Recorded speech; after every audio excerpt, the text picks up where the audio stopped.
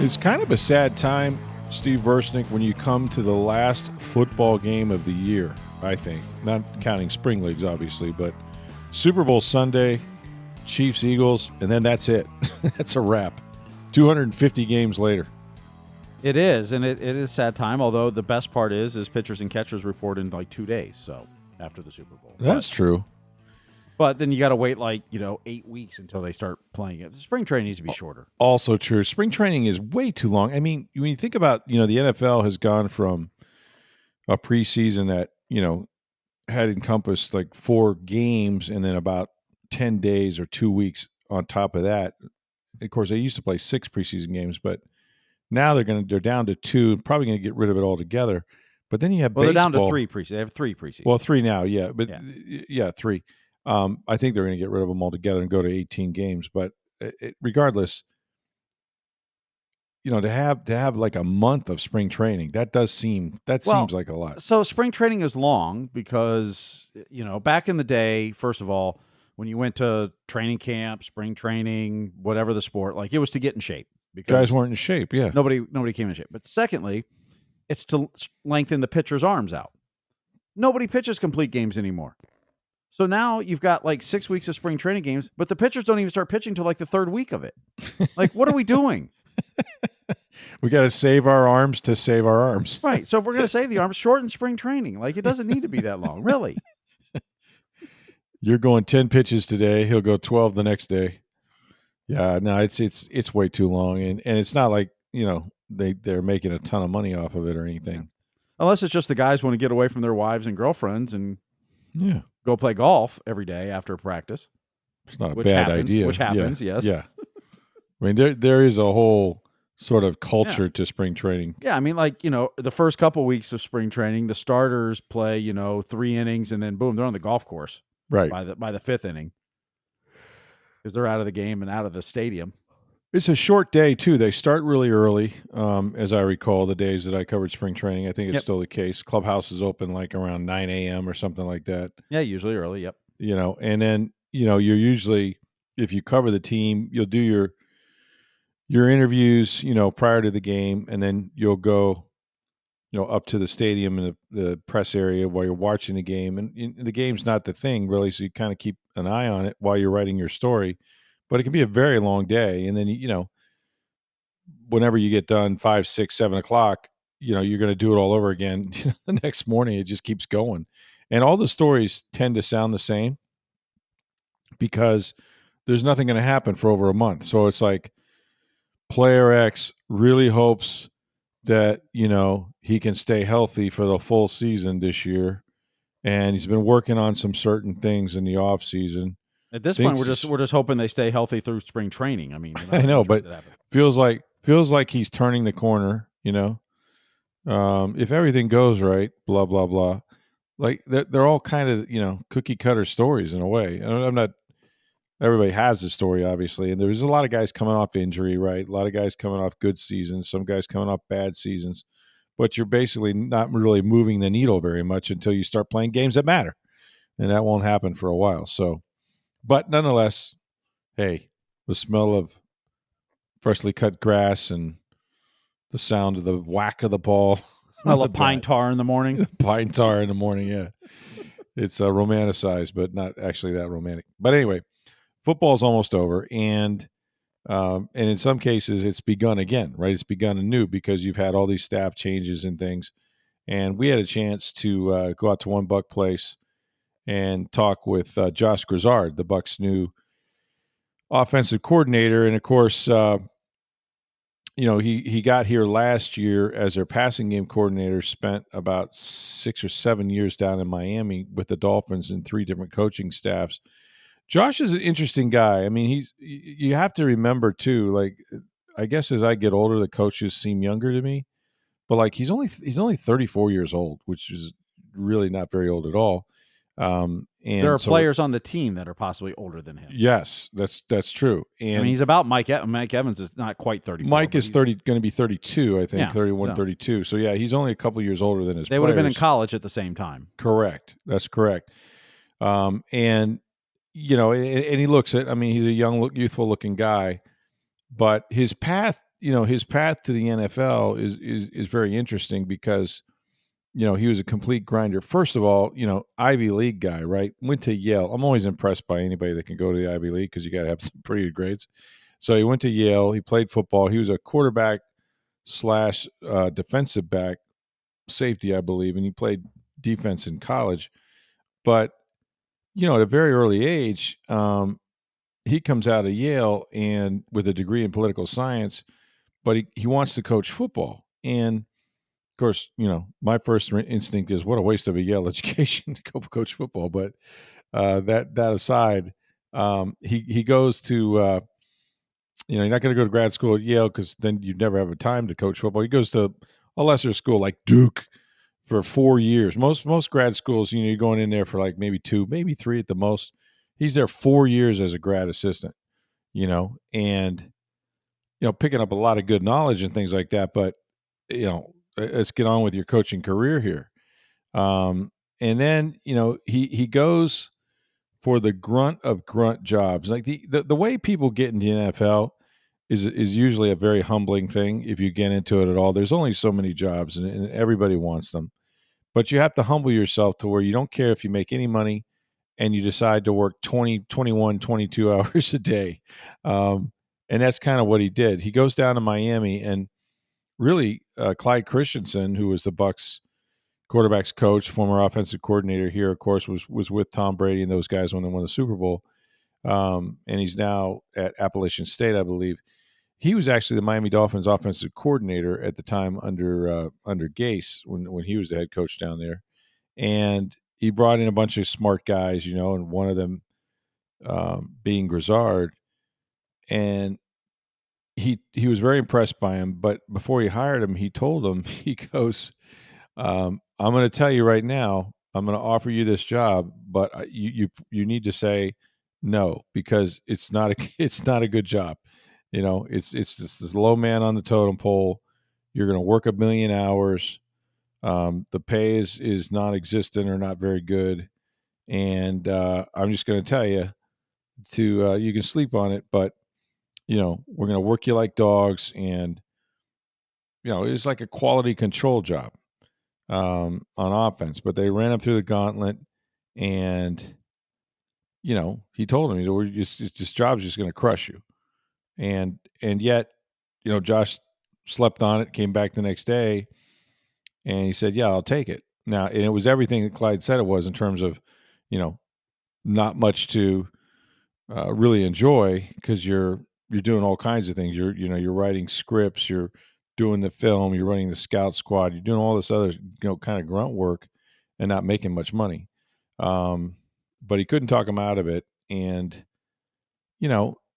he was so good that, for not 1, not 2, but 3 coaching staffs to retain him on a staff when 2 of those coaching staffs didn't really recruit the guy says a lot about how smart he was and how much value he brought. So he stuck with Gates the first year, and then Brian Flores, and finally Mike McDonald. He probably learned, or McDaniel. He probably learned more on offense from McDaniel than any of the other guys that he was there with. But he just in 1 year he impressed the Bucs enough as their passing game coordinator, and they put him in charge of third down that Liam Cohen really leaned on him. And then when Cohen goes to Jacksonville, they interview all these guys, but they interview Josh, and he's the best one. He's the guy that now I'm not naive. I think being in the building probably gave him some home field advantage. But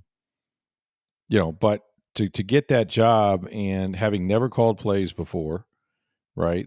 But they looked at what he did in the pass game, what he did on third down, and they felt like he was prepared. And he's there's no question he's going to have a learning curve because all those guys did. But you know what? Dave Canales didn't call plays, and Liam Cohen hadn't called him in the NFL. But the continuity is what they were after. They wanted the same system for a change. You don't have to spend your entire offseason on install, on learning terminology, and trying to get the offense up to speed by sometime during the season. You can kind of pick up where you left off, and he's familiar, obviously, with all the personnel and that sort of thing. So what was impressive is that there were a number of coaches at the press conference, including Skip Pete, Thad Lewis, their quarterback's coach, even a player, Bucky Irving, was there. And of course, we talked to the guys at the Pro Bowl. They all gave him, full-throated endorsements, whether it was Baker Mayfield or Tristan Wirfs or Mike Evans. So time will tell. You just don't know until you're in the fire. And he's got a lot to learn, because he's not even sure where he's going to call plays from. He's always been upstairs in his assistant role.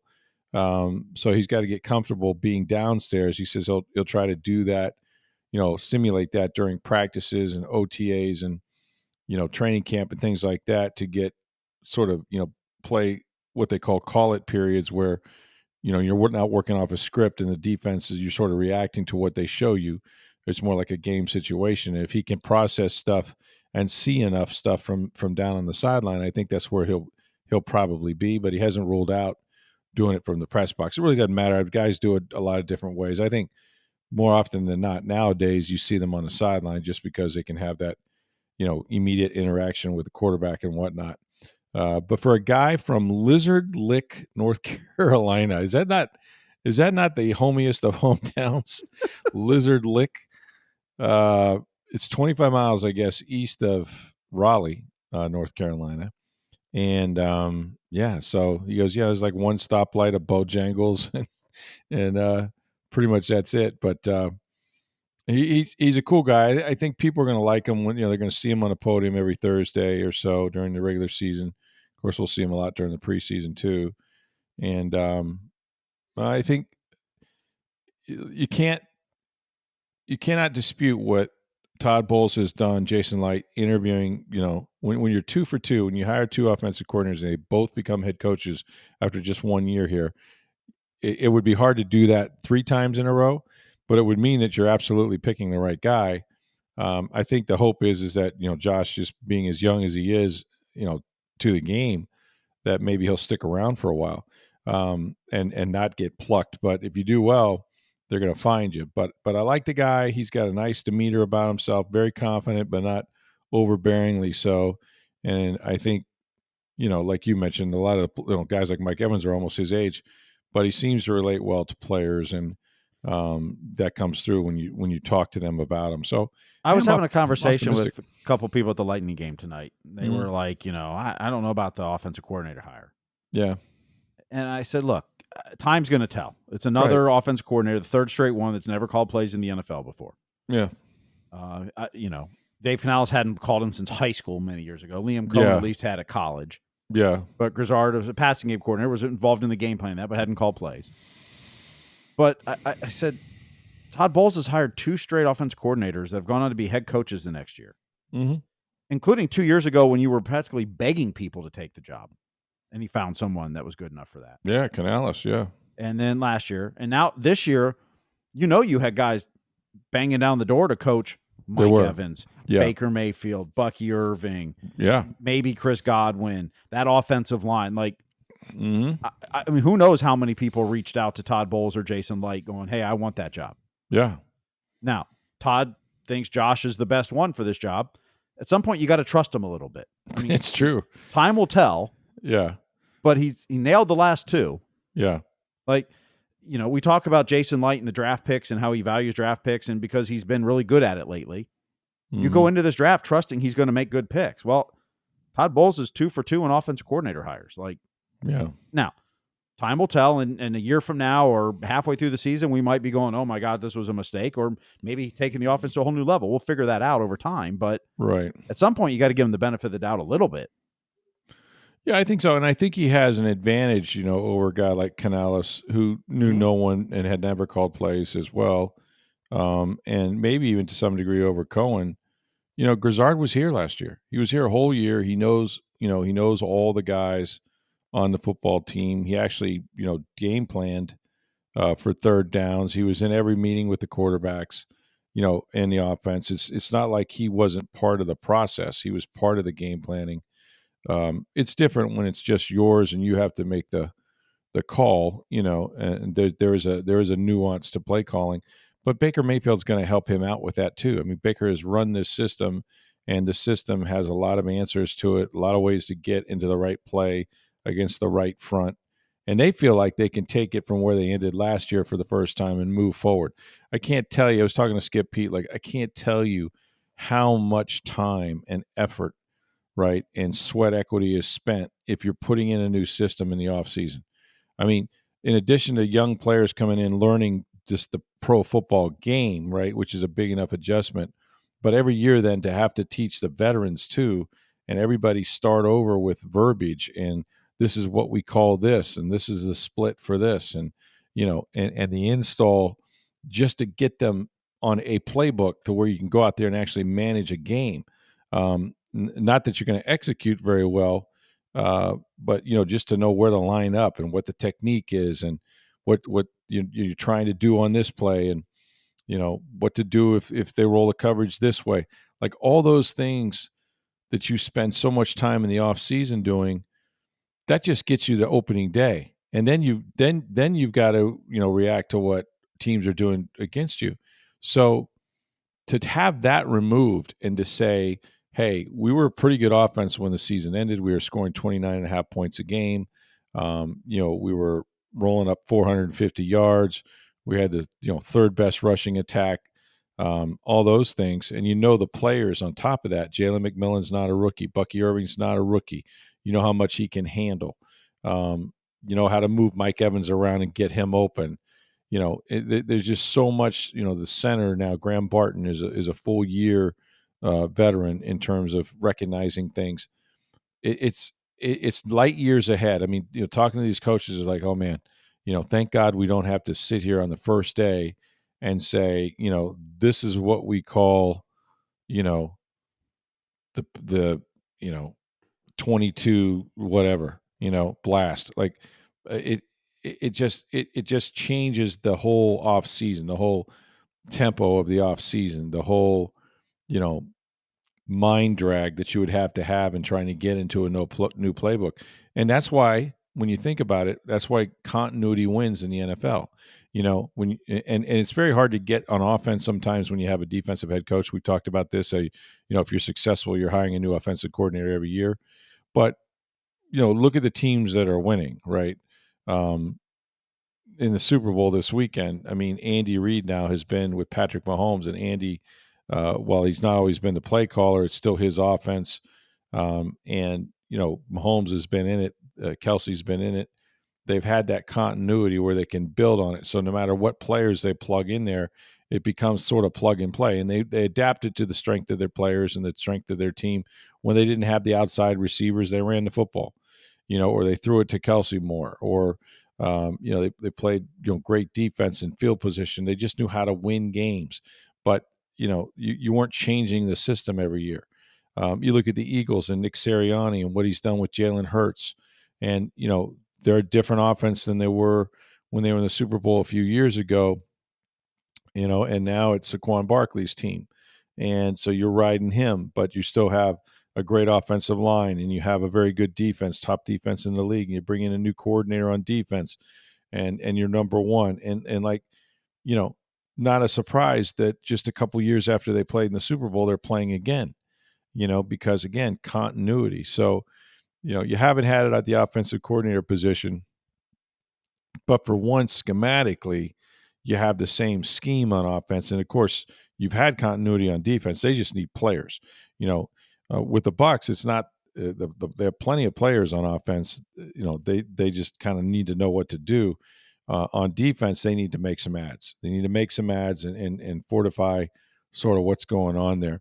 There's a little bit more news too on the coaching front. We'll get to that, and as well as preview the Super Bowl here in just a minute. But make sure you guys get on down to International Plaza. We've been telling you about Breitling Boutique. You want to talk about a great Swiss watchmaker. That's a Breitling company. They've been in business now for over 140 years. They've been in International Plaza for over 5. And they have been featuring for quite some time, way back before Christmas, a celebration of the NFL's 104th year anniversary with a limited edition of these beautiful watches representing all 32 teams. We're talking about Chronomat watches, limited edition. If you go to our website, tampabay.com, click on sports, you'll see an ad for Breitling, and you'll see the Buccaneers beautiful watch there. It's got the the color of the team, and also logos. But the watch itself is remarkable, and so is the store and the customer service. And it's not just men's watches, with the Navitimeters, chronomats, also women's watches for your wife, for your girlfriend. These are sport watches. They're very durable, but they're absolutely gorgeous. Tons of different color schemes for the wristbands and whatnot. Check them out. It's Breitling Boutique International Plaza Mall, and make sure when you go, you let them know that you heard about it on Sports Day Tampa Bay. All right, so this was interesting. I thought on Thursday, you talk about loyalty it being a two-way street, right? Well, remember the Bucs denied permission for the Jaguars and Liam Cohen to even interview their offensive line coach Kevin Carberry and their assistant offensive line coach Brian Patucci.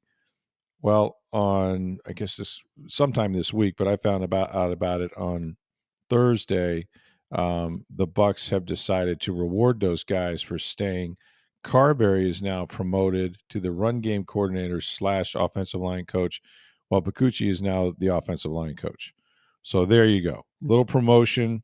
Kind of eases the pain of not being able to go to Jacksonville, I suppose, and I would imagine a little bit of a pay raise as well. That's what you do to keep your guys happy. And so, I thought that was interesting. They are going to lose. I guess John Von Dam is their tight ends coach who did not have a contract. He decided he was a free agent. Essentially, he is going to join Liam Cohen in Jacksonville, I think, as their tight end coach or their pass game coordinator, something like that. But other than that, they've retained their staff. You got a new offensive coordinator, but that's the other thing: continuity of your coaching staff, keeping those guys here.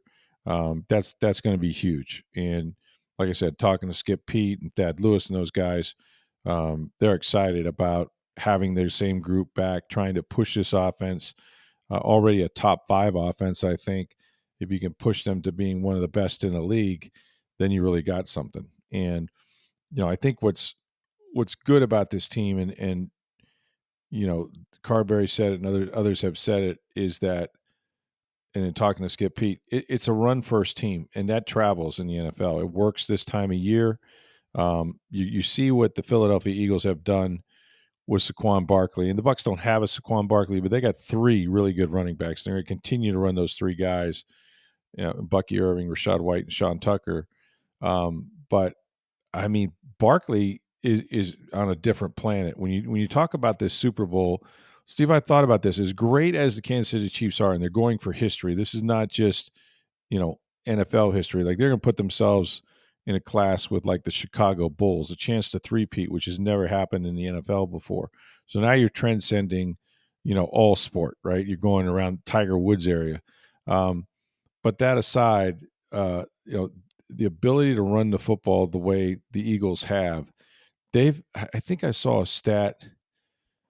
What was it? They've had over 10 plays of 50 yards or more rushing plays by Saquon Barkley this season, 10 or 15 plays. I mean, they're big plays. They're splash plays come in the run game. Well, how many have you had just in the postseason? Yeah, we haven't seen this for years. You know what I mean? A guy that can be that explosive.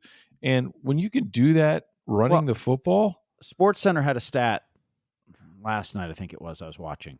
Mm-hmm. He's averaging 4.1 yards before contact. Before contact, yeah. That's crazy. No one's ever been over 4 and since they've tracked that. Yeah. I believe if I heard that correctly last night. That's insane. Like, that offensive line is... Oh, they move you. It's one of the reasons that, you like the Bucs' chances next year is they have a really good offensive line. But, the Eagles' offensive line is really good. And when Saquon can get to the next level before he's touched, he's so fast, he'll blow by you. He's explosive. If you give him any angle at all, if you don't have an angle on him, he's gonna like I said, he's gonna go 50 plus. And the other part of it is, and this is just the trend in the NFL, and I think the Bucs are gonna have to follow suit a little bit more, is these teams are going for it on 4th down. You can see why. They have good defenses. The Eagles have the number 1 defense in the league. And so if you're the Chiefs or you're playing the Eagles, you have to not just stop them, on 3 downs. You got to prepare to stop them, keep them, from going 10 yards on 4. That's so hard to do with a mobile quarterback, a run game like they have, and oh, by the way, And a the tush couple of push. really good the tush push, it's unstoppable, right? Anything within 2 yards, they're thinking about outlawing it. It's so lethal. Yep. So tough to stop. You kind of wondered why the Bucs weren't more aggressive on fourth down, considering how bad their punting was last year. God, that's true. I mean, that's all part of it, right? I mean, it's, when you're putting the calculation of should we go, do we not? Do we, Field position, How good's our defense playing? How much has our defense been on the field? But, your punter, I mean, they went through, 3 punters last year? Went through 3, and all of them were bad, including the last one. And, if you're only going to net a gain of 20 yards, by punting the ball, you might as well go for it, depending on where it is in your side of the field. Now, granted, the Bucs defense was a very much bend, don't break. Right. So the more yardage you give, the more bends you could have, which probably helped. But I think you're seeing, whether it's Washington, whether it's Detroit, whether it's Philly, going for it on fourth down when it makes sense. Mm-hmm. And, I think Todd Bowles is probably going to have to adjust his thinking on that. I do too. I think he's got to get way more aggressive, and it'll help if they fortify the defense a little bit to where you feel like, okay, if we give up the ball on our side of the 50-yard line, we can still hold them to a field goal, But when you saw the way teams ball controlled them, yep, it was too much bend and maybe a little bit of break. But that's where the defense has to get better at turnovers. Because the other part is probably some of the conservatism is that we give the ball back to them. We're not going to steal the ball from them. We've got to stop them, right? Because they were unable to generate turnovers last year. No, that's true.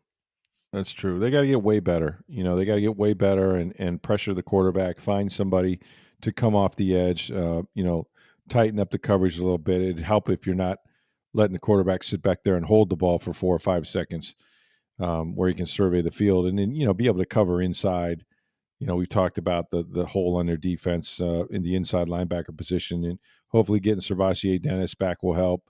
But you can't put it all on him. You're going to have to add through the draft. You're going to have to add through free agency. And we wrote about Myles Garrett the other day. If you could get a game wrecker like that, if you could add a player like that, and Antoine Winfield Jr. comes back healthy and he becomes a game wrecker like he was 2 years ago, I think you have a good corner in Zion McCallum. I think you need more from a guy like Jordan Whitehead. You got to find another corner on the other side that can really play. But their interior defensive line is great in some regards, and I think it's going to get better. And then you got to develop players. You got to develop the Chris Braswells. You got to develop the Yaya Diabis. You got to get more out of them than you got out of, say, Joe Tryon Shoenka, who really didn't go the direction you needed him to, in the 4 years he was here. So there's a lot of more drafting, developing, free agency to be had.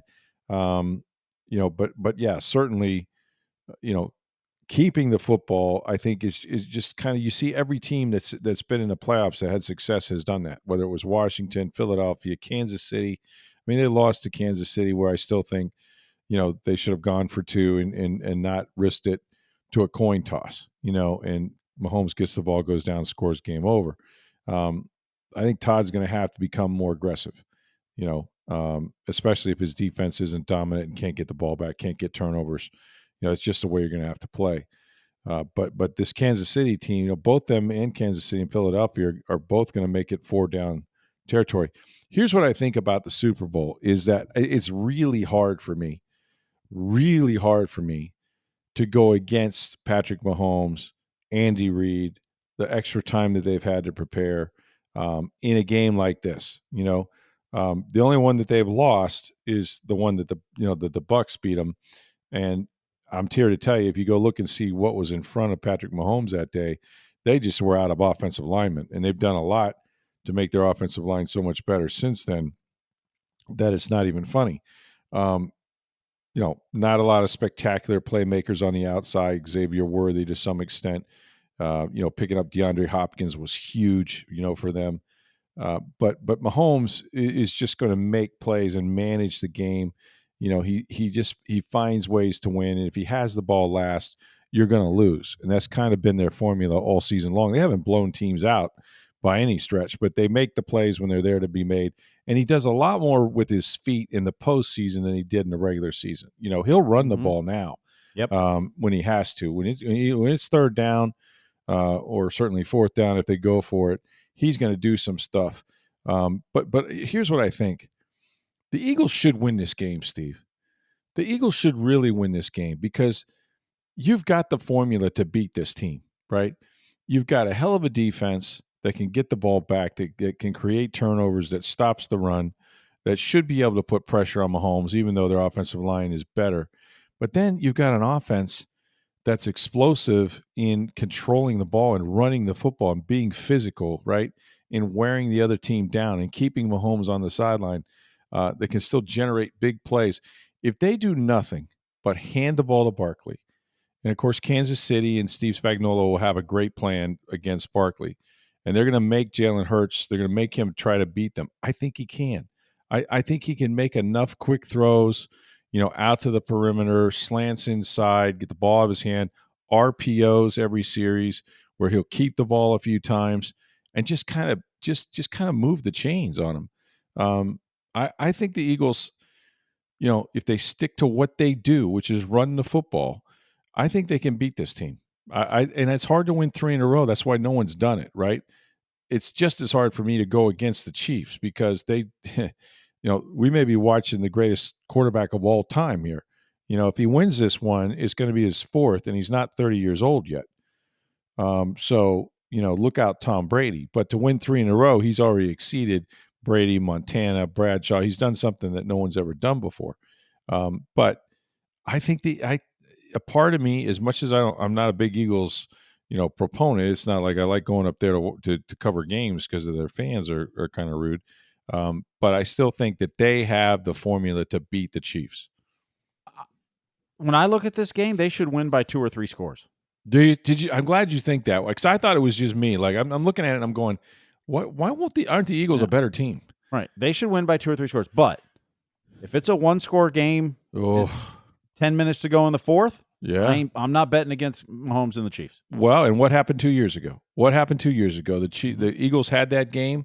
They had some things go against them, and they gave Mahomes the ball last. And Mahomes took advantage of maybe a phantom penalty, and that's the other thing. People are going to be crying about the Chiefs getting all the breaks. Like you're going to have to beat these guys, right? You don't expect to get any calls. I don't subscribe to the NFL is rigged theory and all of that. But I think they subconsciously protect Patrick a little more than others. They probably do. I think it's kind of the way it's the way he plays. Part of it's the way he runs. Of the rules. Yeah, the way he runs and the way he lets up just enough to where then they protect him, where other quarterbacks like Josh Allen's just going to go hit you. Right. Like, it's not the refs rigging it for Patrick or anything, but kind of the way he runs and the way he lets up right before he draws the contact. Happen. Yeah. It kind of gives that impression like, oh, he got roughed, where right. Josh Allen or Jalen Hurts or Baker Mayfield will try to run you over. Yeah, the late slides, the slowing down before he goes out of bounds and then, sprawling across the bench. Like he's definitely looking to get flags. He's definitely looking to make the referees make a call. Yes. And sometimes they do and sometimes they don't. That's sort of the problem with football right now is that I think they should just make it to where if the quarterback breaks out of the pocket, if he's outside the tackle box, he's running the football, he's a player. He's a runner. There should no be no giving it up. Guy gave himself up, whatever that means. You're just a football player at that point. And they'll probably look at that. There's too much money in the quarterbacks. They're not going to look at that. Yeah, you're probably right. You're paying quarterbacks $50-60 million a year. Now, Steve, and if your quarterback goes down, you don't have a team anymore. But so many of them are running backs too.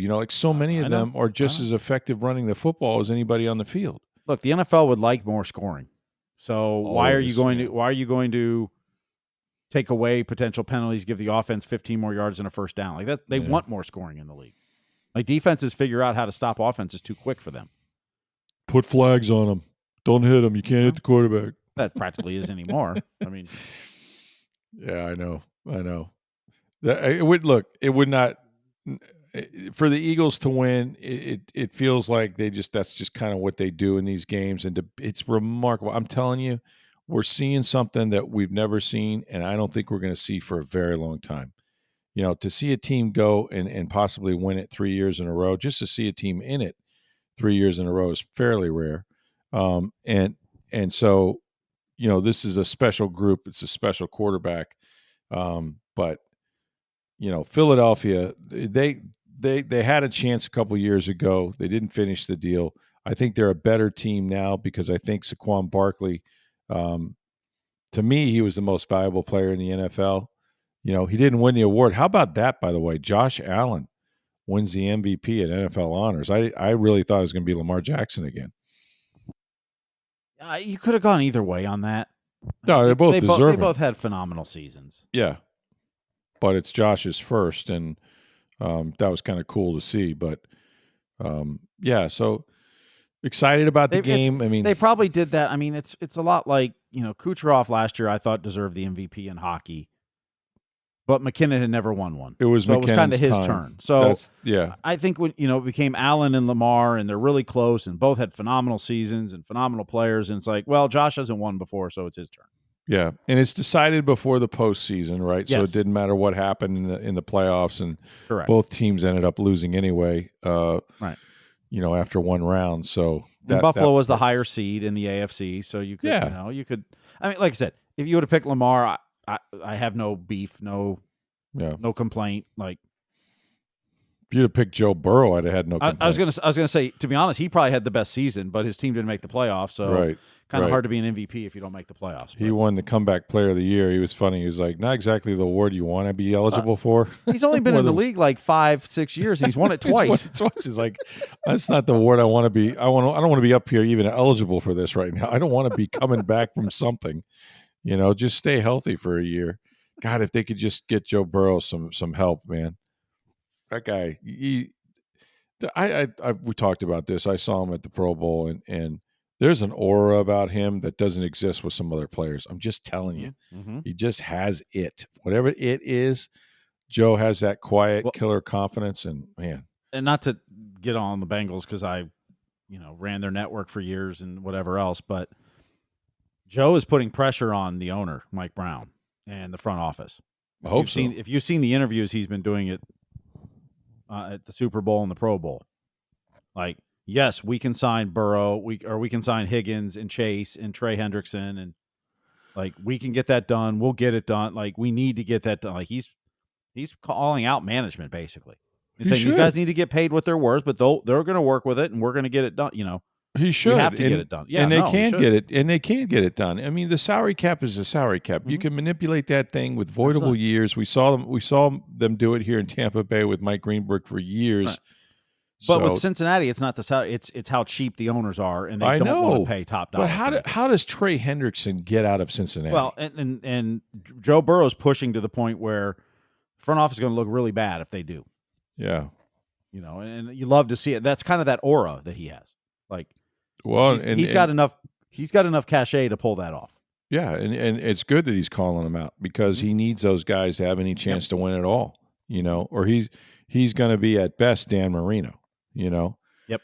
Greatest quarterback I ever saw. Never won a Super Bowl. Never got close. Went to one game. Got to it once. Got to it once and lost. Well, just like Dan Marino, got to it once and lost to Montana and never got back. And that was early in his career. Second season, I believe. Yeah, exactly. Burrow's kind of in the exact same spot, and you want to see him play with better guys around him. I mean, especially last year where the offensive line wasn't good. They had no defense. The defense is what just all of a sudden went to nothing. Oh, and he still willed them to wins. And he led the NFL in passing. Jamar Chase wins the Triple Crown.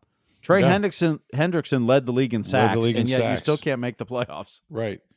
Yeah, the three areas you would hope to be dominant in, they were, and still couldn't get there. So that was disappointing. But Super Bowl Sunday, we're here, and then we got the offseason to look forward to. There's not much of an offseason anymore. It looks like the coaching thing is starting to settle down a little bit with Charlie Strong. I think they still need a tight ends coach, perhaps, or one other coach on the staff that they could fill. But for the most part, we're heading sort of into that pre-combine area where the attention is going to turn a little bit to the draft and then quickly to free agency. And then we'll see if they're going to bring back Chris Godwin and, add to what is already, a pretty good group of guys. Of course, last year it was all about, retaining Mike and Chris and, extending Tristan Wirfs and so on and so forth. Baker Mayfield obviously was a big signing. This year they don't have that per se. They got to decide on Godwin. That's an injury thing, and Levante David if he wants to play again. So there's some things like that. But for the most part, if they want to trade for Myles Garrett. Yeah, that's what. Yeah, it's going to be. Do you want to make a blockbuster deal to try to push this team? Give them a booster into the playoffs and beyond. Do you want to make them a Super Bowl contender? I think their window is open. I think they have a chance in the next 2-3 years with Baker's contract not being crazy, $30 million a year with continuity that he's enjoyed, with the production he's had. I think they have a window to try to get to that next level. You're a perennial playoff team. You've been there 5 years in a row in the NFC. You still play in a division you can dominate, and it's getting into the tournament and then winning that first home game, hopefully having a higher seed, maybe getting another home game. But if you win the first one, you're 60 minutes away from playing for a championship to go to the Super Bowl. And, that's kind of that area that they've been in. They got to push it forward and get over the hump. And they think they can. But again, you're starting over with a new coordinator, but you do have continuity. So we'll see. I mean, I think they're in a pretty good shape. I trust Jason Light is going to pull the right levers. He's got Greenberg back to help him with the salary cap. Bit of a loss with John Spytek, but he's got other guys in the front office. So they've got to go out and have another good draft, another good free agency, and just add to what's already a pretty good football team. So we'll see how they do. In the meantime, the Tampa Bay Lightning had another big win over Ottawa, 5-1. And this is what they needed to do, Steve, is start to rack up these wins at home against these, conference opponents. Well, after a slow start to the homestand, they're 3-1-1, and this was their longest homestand of the season, 5 games. So 3-1-1. They move back into third place now in the Atlantic Division. Nice. They leapfrog Detroit and Ottawa. They're now tied with Ottawa, but they have games in hand. So they have the tie break. So Lightning have 2 more games this week and 2 division games this weekend at Detroit, at Montreal, both day games, 1 o'clock starts Saturday and Sunday. And then they have a 2-week break for the Four Nations face-off. Yeah. So what's been the key these last 2 games against Ottawa? They've been close games for a while, and then they've been more responsible defensively. Okay. They've been shooting the puck more. Mm-hmm. A lot of missed shots too, but they're shooting the puck more. Ryan McDonough's stretch pass to Hagel tonight was a thing of beauty from behind the net. They're just making some good plays. Some of the pucks went in. Braden Point kind of been snake bitten a little bit, took a shot, it went off the defender a little bit and went in the net. Mm-hmm. Some of that puck luck or whatever. It's supposed to balance out, right? Yeah. But I also think, look, they know they haven't been good against the division this year. Mm-hmm. This week, they kind of talked about this is like playoffs this week. Yeah, there's real urgency. 4 games against the division, all teams that you're right there in the standings with. Like, Detroit is 1 point behind them in the standings. That's who they're going to face Saturday. Right. Like, these are kind of like playoff games right now. And I think they stepped up some of their urgency, and they got away. And Vazzy was great in both games as well. Yeah. Well, those are big wins for him. So we'll check in on what happens in the Super Bowl on Sunday when we talk to you guys on Monday. Get your mailbag questions in. I've got a bunch of those already left over. Send them to us on Twitter or X at SportsDayTB. You can reach me at NFL Stroud, or my email address is rstroud@tampabay.com. Go see our friends at Breitling Boutique, International Plaza Mall. Check out the Chronomat watches, NFL team watches, all 32 teams represented as they last. 104th year anniversary watches. These things are beautiful. Breitling Boutique, International Plaza Mall. Make sure you let them know that you heard about it on Sports Day Tampa Bay. For Steve Versnick, I'm Rick Stroud of the Tampa Bay Times. Have a great day, everybody.